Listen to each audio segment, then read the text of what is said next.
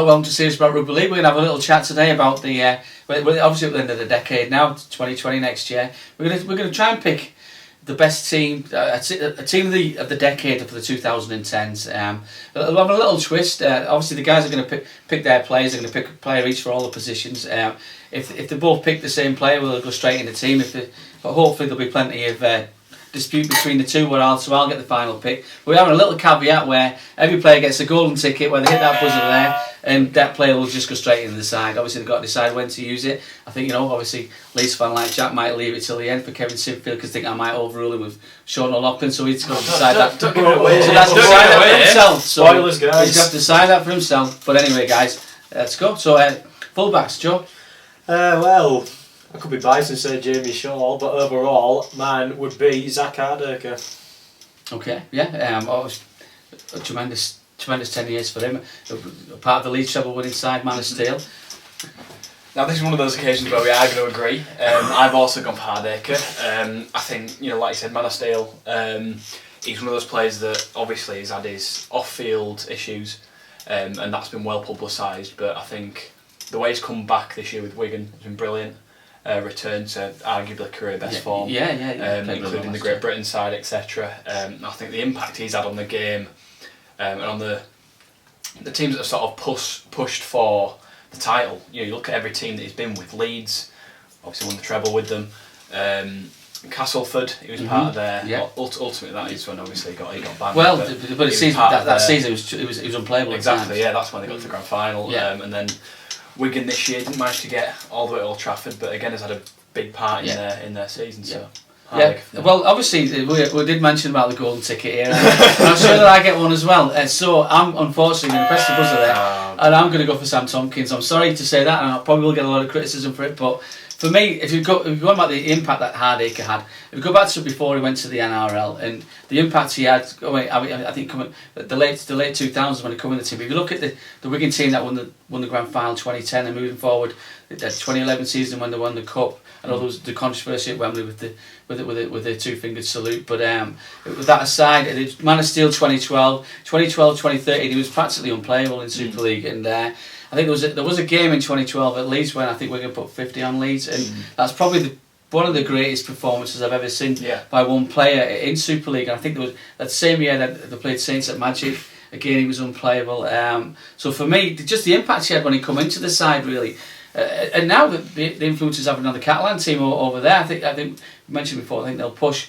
For me, I'm sorry, but I'm going early with my golden ticket. I'm going to overrule the guys. As much as obviously as a Wigan fan, it was lovely to see the form of Hardaker towards the end of last year, and I think Wigan's winning run towards the end of the season that took them to win one game with Old Trafford.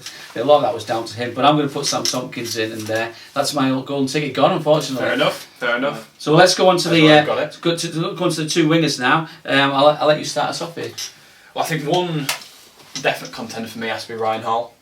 Again, a mainstay in the Leeds Rhinos side of the past decade. Obviously spent the last season in the NRL with Sydney. Before that, he's always been a consistent figure for both the Rhinos and England. I think his try scoring record speaks for itself. He's a born try scorer, and I think we can all say produced one of the most unbelievable moments Super League has seen, obviously. Definitely. Not as a Wigan fan, it wasn't, but even turned the helicopter around. Exactly, in 2015 with that last minute try against Huddersfield. Yeah, so, unbelievable. I think for his heroics and the contribution he's made, not just I guess as a try scorer, but his work in field as well, bringing the ball out from the back. The amount of metres he's made over the years is again staggering. So I think Rhino's definitely my first pick. It's international quality as well. Exactly. On the other side, I've gone Tom Makinson. Again, a fairly similar, different sort of player to Rhino, but very similar sort of reasoning. Again, the meters he makes from the back, he was top meter maker this year in 2019. And another superb try scorer. His aerial ability, his acrobatics in the corner to get the ball down have become a regular feature of his game, and something that we all enjoy watching. And I think the impact that he's had on the league and that he's made it into that England team as well. Is Golden Boot winner last year as well. Golden Boot winner last year, exactly. Yeah. Something that still surprises our cousins down under, doesn't it? That he won the gold. Yeah, You can't question how he played for England though when he did win that, and again that's the reason I've included him. Again, there were several contenders, Charnley, Pat Richards. I was going to come on to them too. Apologies, sorry. That's good. Because Pat Richards, he was a 2010 Man of Steel, wasn't he? Top point scorer, top try scorer. He did the lot, and Josh Charnley, 2012 and 2013, top try scorer as well. Exactly. Stole me thunder there. Is that who you're going with then? Are you going Richards and Charnley, or are you gonna? I've got a few more. Well, it's difficult actually because it's a very tough one because I mean you summed up Hall and Makinson perfectly there, and there are so many. I might spice up a bit. I'll agree with Ryan Hall. Makinson as well. He's even done the full decade. You have to do very well to beat them two. I think I'll have to. I mean, I'm not being a yes man here, guys, but I think I'll have to go with those two as well because I would have said Charnley and Richards, but Charnley then had his spell in rugby union. I think that's what did him a bit of harm. Yeah. Pat Richards as well, he started a bit earlier in 06 with Wigan, stayed through till I think 2013, but not enough years this decade, so it has to be them two for me, Hall and Makinson. Now, are we going to get another golden ticket? No, now you've done it. I can't even know. So are we going Makinson at 2, Hall at 5, or is that? Yeah. That's what they do. I think it's worth mentioning as well that there are so many players in that category that we could have gone with. Greg Eden is up there for his try scoring ability. Joe Burgess is one that I mentioned, and Jermaine McGilvery, of course, who again has been there for the whole decade. He was a Super League top try scorer. Earlier in the decade, wasn't I'm sure he did. I do run it one year. Yeah. He's been a key figure for Huddersfield for the past. And it's form for England. It's sometimes better than his form. As the same with Hall. Both them players tend to play as well or better in English than they have done for the club. There's so many that we could have gone for. Yeah, we've had so much talent in that area in Super League. Obviously you'll have your own players who we probably missed here. Let's go for the two centres then, number 3 and 4. Joe, back to you. It's a very difficult one, this one, isn't it? There's so many good players, isn't there? Well, one obvious one, even though he's down under now, Callum Watkins, because his silverware speaks for itself, let's face it. 4 Super League titles, I'm led to believe. Yes, it is. He's one of them, what with his sheer tenacity going forward. He's always been difficult to put down, even with his little sidestep he's always had, as well as just sheer brute force. If I had to say another one, so you might need some thinking, because we've had so many. I mean, if I was going to name some lesser ones, you got some England internationals like Oliver Gildart. Even you could even say Mark Percival. Maybe I need a bit more thought. Percival's really unlucky with England, to be honest. He always seems to get overlooked, doesn't he? But well, I've gone for Watkins as well. I think like you said, he's silverware speaks for itself. I think at his best, he was one of the most electrifying players that Super League's arguably ever seen. I think that 2015 season again that we talk about was he was absolutely unplayable at times. He could sidestep anyone in front of him and made countless breaks. The other side, like you said, it is a tough choice, but I've gone Michael Shenton. I'll go with Percival. You'll go with Percival. You'll go with him. We'll disagree on one. Again, I think Shenton's one of those who, he stuck with it at Castleford, who was a Castleford junior. Always stood out for them before they started coming to prominence as playoff contenders. Had a spell with Saints as well, in which I think he again sort of kept that form. It didn't sort of stick out as coming from Castleford, who again at the time weren't particularly, weren't up there challenging as much. He went into that Saints side and completely held his own and fit in with them. And has since then returned to Castleford as a captain and a leader. Well, I think that's what he prefers personally as well, doesn't he? Because I mean, he wasn't really the go-to man at St Helens. I mean, he did get a try from him in the 2011 Grand Final, exactly, but even though Leeds came back and won, we all know the story. But yeah, it was. I think that hence why he retains. He's more of a senior and pivotal figure at Castleford. He is, yeah. And I think again, I mentioned that 2017 season when we were talking about Hardaker. I think Shenton was just as big a part of that as well for his leadership and the assists he gave Green as well. So I think again there were so many: Matt King, Keith Senior, Kurt Yeaman, George Carmont, Leroy Cudjoe that we haven't mentioned. But for me, it's got to be Watkins and Shenton. Well, I say obviously with a bit of dispute between the guys here. I mean, I look back to the 2010 Wigan team. That's probably the best team of the decade. Yeah. And a Wigan shirt, not overall. And you had Carmont and Gleeson, probably the best two centres I've seen.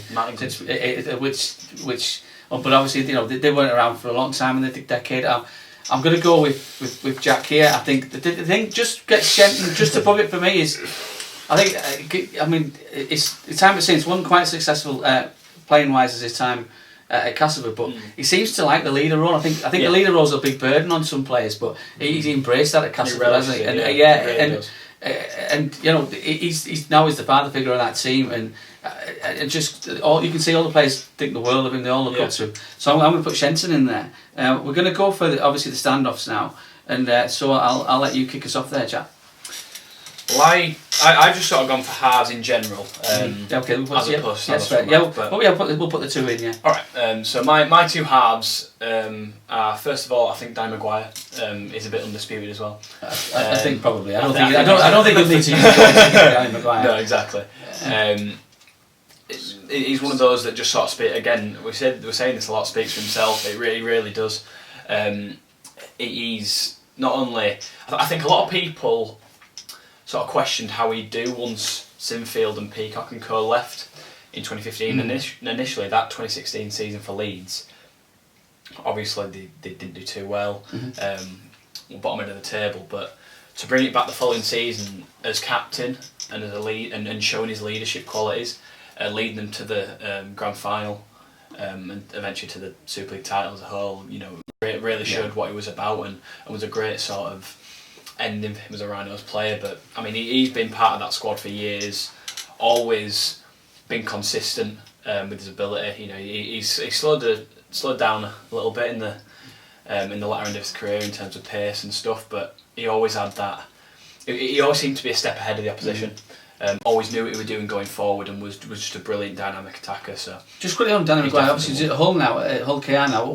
Obviously you look for the whole side of things. What was his influence? Look on the outside, he seems to have a big influence on that Hull KR team even now. Do you think? Well, they looked up to him, didn't they? As as a more of a senior figure. I mean, I think he's the very reason why they stayed up. I was about to ask that, yeah. Because I mean, they almost went. They did survive on points difference in the qualifiers and then relegation last year, but it was still enough, wasn't it? And I feel as though if it wasn't for Maguire, Hull KR probably would have gone back down. I think there's a real chance, yeah. So I mean, I go on to your second step. Well, Maguire was the one, and the other one I've got Varangic Chase, which I think is a bit of a controversial pick, I guess, in a way, because of his sort of up and down form in the past few years. But I think as exciting players go, you can't look too far past Varangic Chase. He was one player that I know as a fan, whenever you played against Castleford or Salford, which would arguably his two best stints with clubs, he was the one player that you were scared when he got that ball in his hands, because you didn't know where it was going to go, what he was going to do, what trick he had up his sleeve. He's one of the best flair players I think Super League's seen, just in terms of his handling ability, what he could do with the ball, that not a lot of other players could. So. Man of Steel 2011, obviously. Well, exactly. And obviously Salford did that try with the pass. Against against us. No, it was just unbelievable magic. Well, that's what I mean. That's the kind of thing I was talking about. That was 2015, I think. Unbelievable. Yeah, he was just the ultimate flair player, and could change the game in a heartbeat. So. Yeah.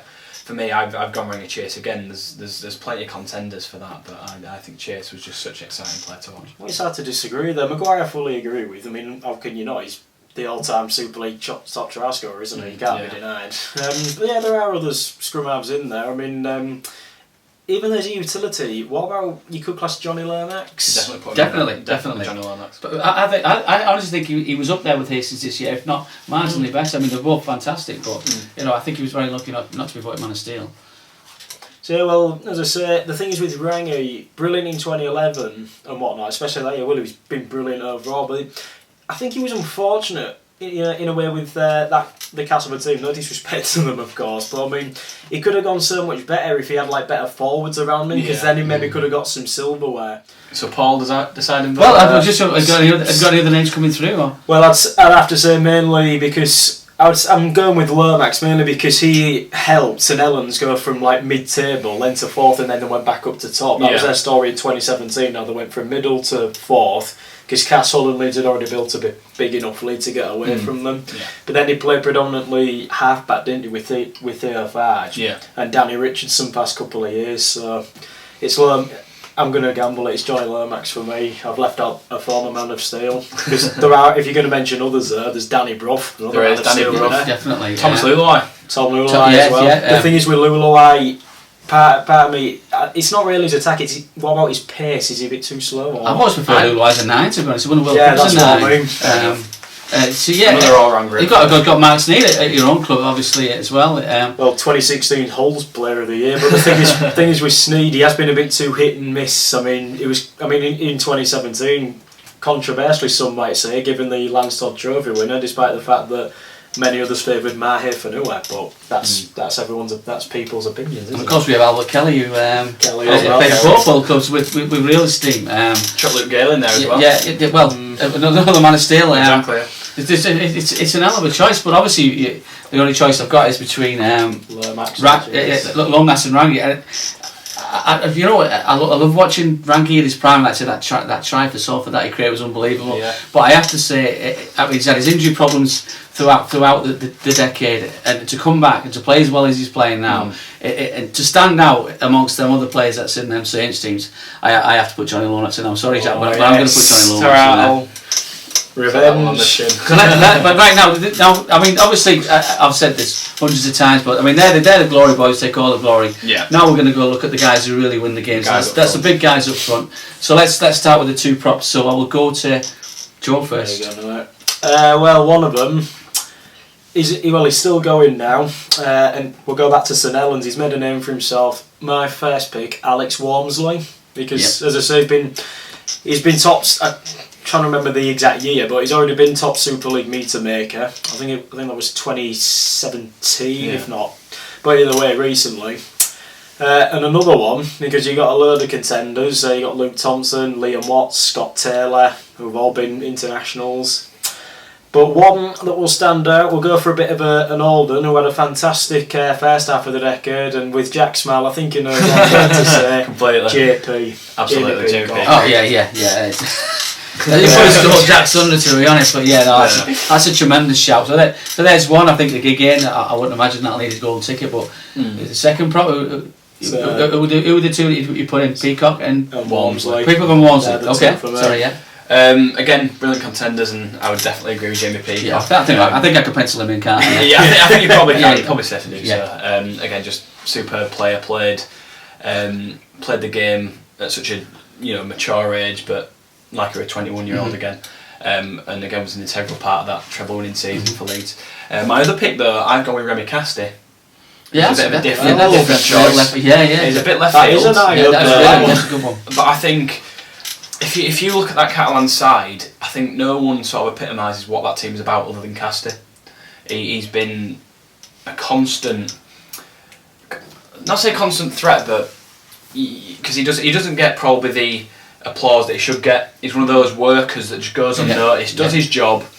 He's a hard hitter, brilliant in both defence and attack, does all the hard yards, and at the end of the day is, their captain as well, their leader. He's certainly not the first person you choose to run out with the ball, that's for sure. He's not, exactly. So I think, for me, yes, I know there's so many contenders that you could have for this, both old and young, but I think Casti's been there for the entire decade. I know he had a spell with Sydney Roosters, but he's been there more or less all the way through, and right from when Catalans even started in 2006 in Super League. So I think for me, Casti, just simply because of his longevity and his consistency and the fact that he's still going just as strong as he always has done, for me, he's got to be up there. It's a who's who. These are the real guys. You've got the guys at Kylie at Leeds. You've got back at the start of the decade, like James Graham, and even fielding at Wigan, the 2010 Championship team.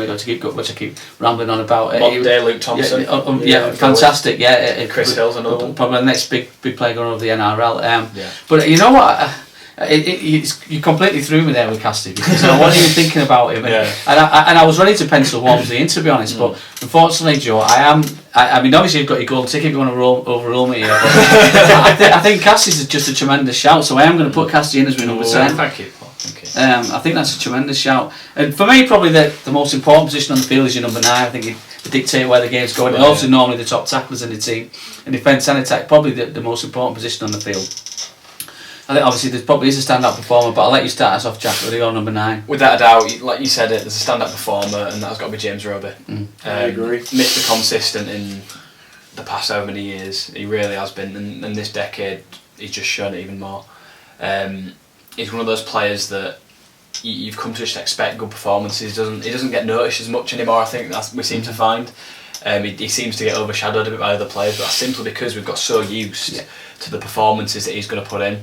Constantly dangerous out of dummy half, an absolute rock in defence, and the tender age of, is he 36? Yeah, now? yeah, Something like that. Doing it, and he's still going just as well as he has always done. So I think James Roby's the obvious shout. Yeah. I agree. Yeah, it's an animal. I mean, he is the man. I do think doing this in 10 years' time, I think we'll be looking at Darryl Clark. I really like Darryl Clark. I think now probably he's the best 9 in Super League. Obviously, you're saying Roby's age is finally starting to catch up with him. I like Darryl Clark. There's been some tremendous players that have played that position. I always liked Purcell when he was at Leeds. Obviously, he moved away. His form dipped a bit, but there's been some tremendous players that's played there. But I mean, obviously Roby's surprising. There's one that Joe's not mentioned that I'm surprised about. Well, again, another man of steel. Obviously, multiple top tackler. And was it Man of Steel in 2016? I mean, he just epitomises everything that about what it is about a rugby league player. He makes absolute most of his talent. He never leaves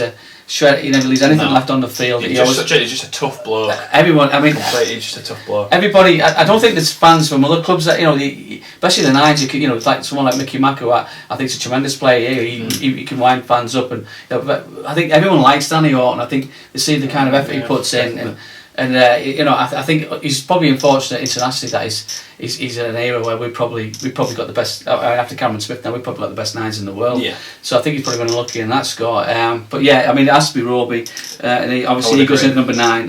Like I said before, I do think Darryl Clark is caught him up now. Probably would say he's the best 9, but there's just no doubt about that. So let's that's 10 we've got. So we're up to the second rows now, and again we'll let you lead us off here, Joe. Oh, it's a tough one. It's just so many to choose from. It is, because I mean you've got the likes of Liam Farrell. You're very on Wigan there. Mark Grant Francis played really well, and I think he turned the 2016 final really for Wigan when they beat Warrington. There's others as well. I mean, you got Mark Minicello as well. What a servant he's been. He has been. I mean, everybody doubted him. He came in when he was 33 and done 5 fantastic years, hasn't he? So, it's very difficult. It really is. There's so many to choose from because players even rotate to that position. They do. You see, I've gone with John Bateman and Gareth Ellis, which are 2 players at completely different ends of their careers. I think I'll agree with John Bateman. I'd have thought maybe Gareth Ellis at loose forward, but then again, I think we all know who's going to go there, but more that way. No, well, as I say, I was thinking Ellis at loose forward, but now when you mentioned second row, I mean I mentioned Minicello and Farrell, but I mean, I would say Bateman as well as Ellis, because I mean Ellis came over in 2013 for Hull. Okay, it was a rocky start. I mean Hull was still recovering from their past ownership. That's all I'll say. But I would say Ellis, because even what he does now, the way he's even come out of retirement. Yeah, well, that's what I mean. I think the thing with Ellis is that he can still do it at this age now as well. He obviously hung up his boots at the end of, correct me, is it 2017? Spent about a year and a bit out of the game, and then, like you said, came back out of retirement this year for Hull. And he despite being one of those players, you often see it with players who come out of retirement for clubs that they'll just sort of fill a space. They won't do too much. But Ellis has really made an impact. Since he came out of retirement, which isn't often to more of an extent than you usually see from players who do that. So I think the fact that just how brilliant he's been. I mean, does he get in on his form in Super League in this decade though? I'd say so. Obviously, his real form was in Super League was in the noughties before he went across the NRL. It was, but I think even though when he's come back to Hull, he's perhaps not been the best second row ability wise since he came back. But in terms of his leadership, I mean, he led Hull to the Challenge Cup final, which I think. He really did. That's what he got brought in for. That's what he managed to do. So I think Ellis is definitely up there for me. And I agree. And Bateman is arguably one of, if not the best modern day second rower. Yeah, showing that over in Australia as well. Exactly. So would you like to add to that, or yeah, any players who come close to the list? I think Steve Menzies. Yeah, well, who I think just sneaks into this decade. Does he? I think he was just in this Catalan, decade. I think it was, and Bradford as well. He was in this decade. And Elliot Whitehead is another one as well. I think. Again, a lot of the NRL. Exactly. So I think those two for me. There's a few others. Yeah, Brett Ferris, Willie Mano. Willie Manu. Was he this decade? Willie Manu. Yeah. Willie Manu. So again, so many, but I think for me, Bateman and Ellis. I was like Kermond at Wakefield Danny as well. Kermond. It's kind of there. I talk about talismans. We'd have to say he's probably their talisman, isn't he? Kermond. He's doing it for a long time now, I would imagine. A good 7-8 seasons, always been at the top. He's had a few injuries now. But I was going to say injuries have blinded. Well, that position you're going to get injuries, aren't you? I mean, you're smashing into forwards. Since a young age. I mean, Danny Kermond, I remember when not too long ago he was being touted for an England call. Yeah. Because of his performances. So he's definitely a contender, but well, obviously, Bateman and Ellis probably pick themselves. I mean, obviously, you have to ask yourself the question about Ellis. He's no doubt one of the best second rows ever played Super League, but obviously we're looking at just this decade, so you've got to decide whether you think his contribution to Super League is up there. I personally think it is. Obviously, I'd be outnumbered anyway, so we're going to put Ellis and we're going to put Bateman in there, but actually I'll put Ellis at 11, Bateman at 12, and now we'll move on to the number 13s. And I'll let you kick us off, Jack. Well, I mean, before anyone else even speaks, I'm going to hit the... Because you know where I'm going to go. I know exactly what I'm going to do. You know I'm going to overrule it. So that's fine. You called it at the start of... At the start of the episode. That's it, yeah. That's what the game's all about. It's got to be Kevin Sinfield. Yeah. The age-old argument over what position he will qualify and is best in is whatever, but for me, he always wore the number 13 shirt and stood up. You know, whether you played him at loose forward or in the halves, he would always stand up and be that leader and be that player that led you around the field, stood up in the big moments, and he's just one of the best ever players to play in Super League. Got an absolute icon as well. Absolute icon, really is. I mean, a lot of people, and I know again, one of his criticisms was from a lot of people was that he's just a goal kicker and this, that, and the other. But if you watch him, he's so much more. Again, he's not maybe one of the most skilled players, but I remember I've seen interviews with him where he said even growing up he was never the strongest, the fastest, the best with the ball in hand, but because of that he made sure that he had the most desire out of anyone. It's a strange position now, 13, because a lot of players use 3 props, don't they, as opposed to a 13. Obviously it's either 3 props or 3 halves almost. We've got lockers as who can do everything. That's why, I mean, obviously as a Wigan fan, the guy's a legend, but and I can see the same with Sinfield and Leeds, obviously. It's a strange position. What do you use a 13 shirt for? Would you like to add to that, Joe? Obviously he's used his gold ticket. Well, as I say, we've had quite a few loose forwards, lockers as you mentioned, but can anyone overcome Sinfield really? I mean, St Helens fans might disagree because they've got LMS, haven't they? Yeah. But still, even though he's had an impact in the forwards there for Saints as LMS, Sinfield, he was a born leader, wasn't he? Just a goal kicker, or? I mean, that's a level for because of other fans who don't watch him every week. But what I liked about Sinfield, I mean, sometimes he'd take on the defence, but it wasn't all about the flashy stuff like Rangy Chase was. What I liked about him, his accurate kicking game, not only punt kicks, but his high bombs I thought were brilliant as well. I mean, some of those that Ryan Hall or even Briscoe managed to get, I mean, they were fantastic, perfectly placed, and it was also that his leadership, the way he connected with the forwards. As I say, it has to be Sinfield, there's no denying it really. Okay, right, so we have our team. Obviously, you've not used your golden ticket yet. We've got Tompkins and Sinfield where we've used ours. So you're free to use your ticket to anybody you want apart from them two. You want to, or just a little caveat. We've got 13 tremendous players. We need a coach to coach them, so you can use your ticket for that as well, or you can leave it as you're happy. It's entirely up to you. Well, I don't know whether to use my ticket for the coach because that's difficult. But now I'm going to stir things up a bit here. That's what we like. For the coach, he wasn't here that long, but he changed the face of, I'd say, the sport in a certain area, and he resurrected a certain club properly.